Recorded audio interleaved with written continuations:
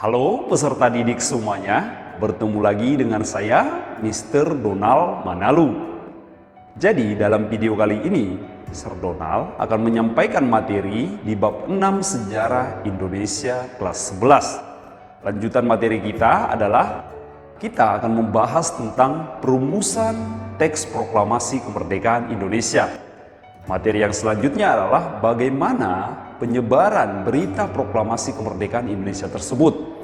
Dan ketiga adalah bagaimana reaksi daerah terhadap peristiwa kemerdekaan Indonesia tersebut.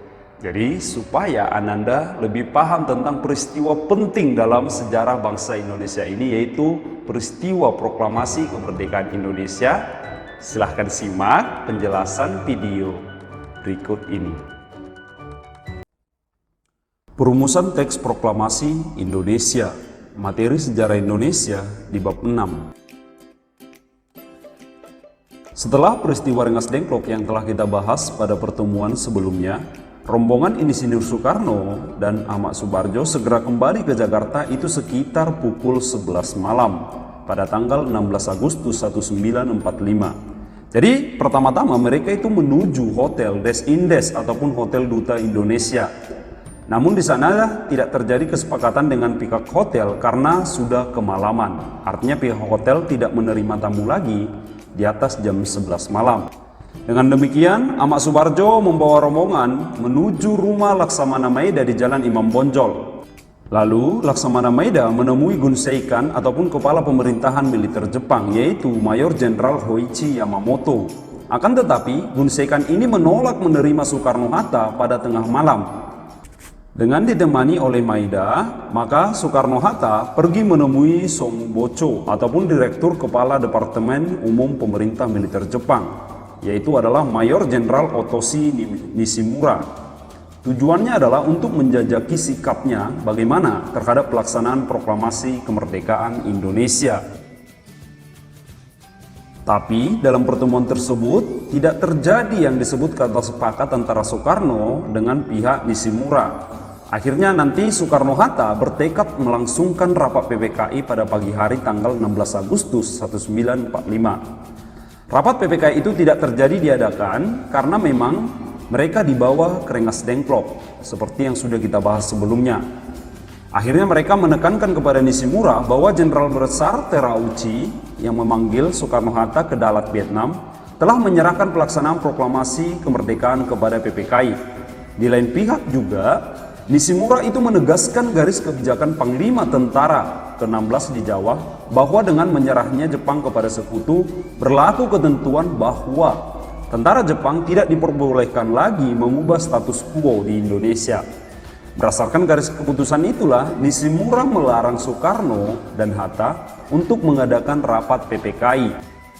Sampailah Soekarno dan Hatta pada kesimpulan tidak ada gunanya lagi berbicara masalah kemerdekaan Indonesia dengan Jepang. Di sini Soekarno-Hatta sudah mulai sadar bahwa percuma membahas kemerdekaan Indonesia dengan pihak Jepang karena memang Jepang tidak pernah ingin memerdekakan Indonesia. Soekarno-Hatta hanya berharap kepada Jepang supaya tidak menghalang-halangi pelaksanaan proklamasi oleh rakyat Indonesia. Hanya itulah harapan Soekarno dan Hatta pada saat itu. Setelah peristiwa pertemuan itu, Soekarno dan Hatta akhirnya kembali ke rumah Maeda. Di rumah Maeda telah hadir para anggota PPKI atau Panitia Persiapan Kemerdekaan Indonesia yang lainnya. Para pemimpin pemuda, para pemimpin pergerakan dan beberapa anggota Chosangiin yang ada di Jakarta. Lalu setelah itu mereka berbicara sebentar dengan Soekarno-Hatta, Ahmad Subarjo, Muhammad Hatta, maka kemudian Laksamana Maeda meminta diri untuk beristirahat. Tapi mereka dipersilahkan, yaitu para pemimpin bangsa Indonesia, supaya berunding di rumahnya. Itu adalah kebaikan dari Laksamana Maeda yang diberikan kepada kemerdekaan Indonesia. Lalu para tokoh nasionalis kita merumuskan teks proklamasi. Kemudian di rumah makan rumah daripada Laksamana Maeda lah dirumuskan naskah proklamasi kemerdekaan Indonesia yang sakral itu. Ketika peristiwa bersejarah itu terjadi, memang Laksamana Maeda tidak hadir langsung, tetapi Miyoshi sebagai orang kepercayaan Nishimura bersama Sukarni, Sudiro, dan BM Dia mereka menyaksikan Soekarno-Hatta, Ahmad Subarjo membahas perumusan naskah proklamasi kemerdekaan Indonesia itu. Jadi mereka adalah saksi bisu yang melihat langsung bagaimana peristiwa perumusan naskah proklamasi Indonesia. Kadang kita bertanya, siapa Laksamana Tadesse Maeda tersebut? Dia adalah seorang perwira Angkatan Laut Jepang. Dan kenapa di rumah Laksamana Maeda? Laksamana Maeda itu memberikan simpati terhadap pergerakan kemerdekaan Indonesia. Dan salah satu faktor lainnya adalah faktor keamanan yang sangat terjamin. Karena Laksamana Maeda adalah seorang petinggi militer Jepang, tentu hal ini mendapatkan keamanan dan tidak ada tentara Jepang yang berani untuk mengganggu tokoh-tokoh yang berada di rumah Laksamana Maeda tersebut. Jadi karena faktor itulah dipilih rumah Laksamana Maeda. Dan ini adalah kediaman Laksamana Maeda yang digunakan oleh Insinyur Soekarno dan teman-teman untuk merintis kemerdekaan Indonesia, yaitu naskah proklamasi yang kita kenal sekarang. Ini adalah sekarang ini menjadi Museum Perumusan Naskah Proklamasi yang beralamat di Jalan Imam Bonjol nomor 1 Jakarta.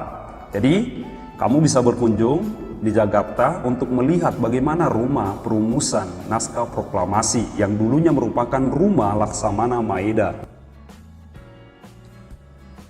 Kita lihat tokoh-tokoh yang terlibat langsung dalam perumusan naskah teks proklamasi.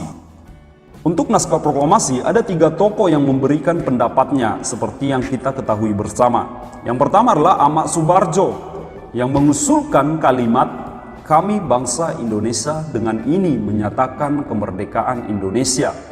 Lalu Soekarno memberikan pendapatnya, yaitu hal-hal yang mengenai pemindahan kekuasaan dan lain-lain akan diselenggarakan dengan cara seksama dan dalam tempo yang sesingkat-singkatnya. Lalu menuliskan Jakarta 17 Agustus 1945 Wakil-wakil bangsa Indonesia.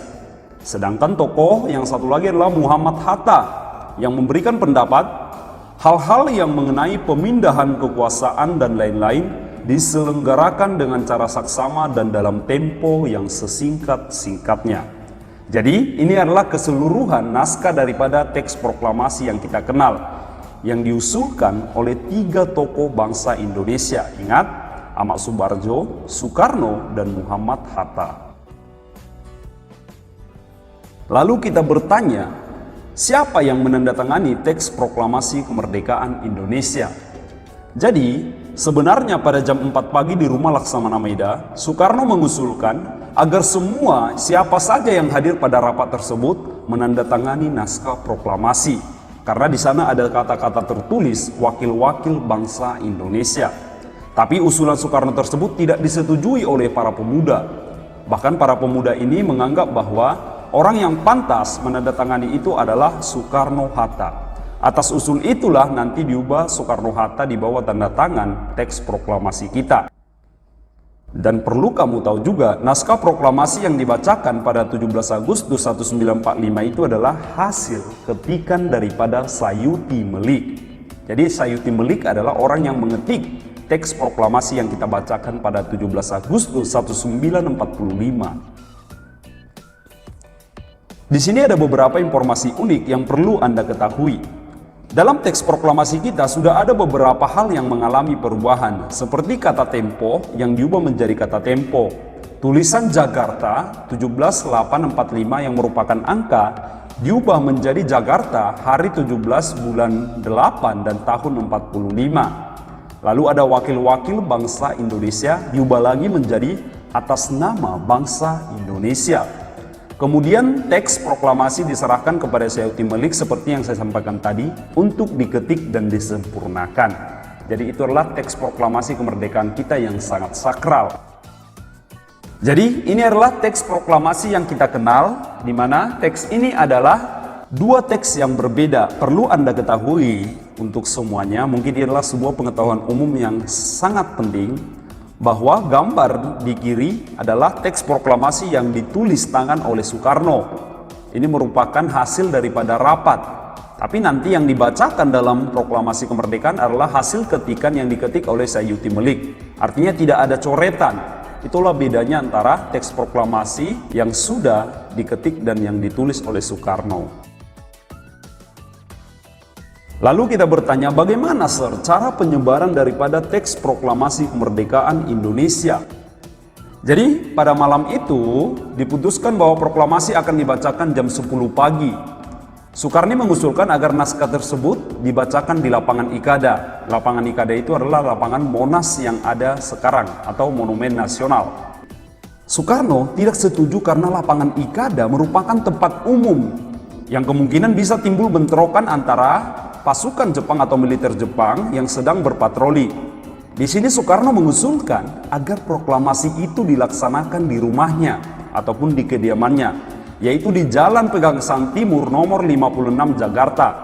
Usulan tersebut akhirnya nanti disetujui dan akhirnya tempat itulah yang dijadikan sebagai tempat membacakan teks proklamasi pada tanggal 17 Agustus 1945 jam 10 pagi. Jadi tujuannya adalah supaya tidak menarik perhatian Jepang, tidak menarik perhatian orang banyak, makanya diadakan di rumah Soekarno. Perlu Anda ketahui, ada 4 susunan acara proklamasi kemerdekaan Indonesia yang terjadi pada tanggal 17 Agustus 1945. Yang pertama diawali dengan pembacaan pidato singkat oleh Insinyur Soekarno. Yang kedua adalah pembacaan teks proklamasi oleh Insinyur Soekarno. Lalu setelah itu ada pengibaran bendera merah putih yang diiringi oleh lagu kebangsaan Indonesia Raya. Lalu ditutup oleh kata sambutan dari Wali Kota Jakarta yaitu Suwiryo. Lalu bagaimana penyebaran daripada teks proklamasi ini supaya sampai kepada daerah-daerah lainnya? Jadi 17 Agustus 1945 teks proklamasi telah diterima Kepala Bagian Radio Domei atau kantor berita Jepang yaitu bernama Waidan B. Palenewen. Lalu memerintahkan F.W.U.S. untuk menyiarkan proklamasi 3 kali berturut-turut. Dan setelah itu langsung Jepang mengetahui hal tersebut lalu menggerebek kantor radio tersebut. Lalu akhirnya seluruh surat kabar di Jawa terbitan tanggal 20 Agustus 1945 sudah memuat berita tentang proklamasi kemerdekaan. Yang menulis berita kemerdekaan Indonesia adalah Harian Suara Asia. Mereka lah yang menyiarkan pertama kali Indonesia merdeka. Lalu bagaimana reaksi berbagai daerah terhadap proklamasi kemerdekaan kita? Atau bagaimana responnya?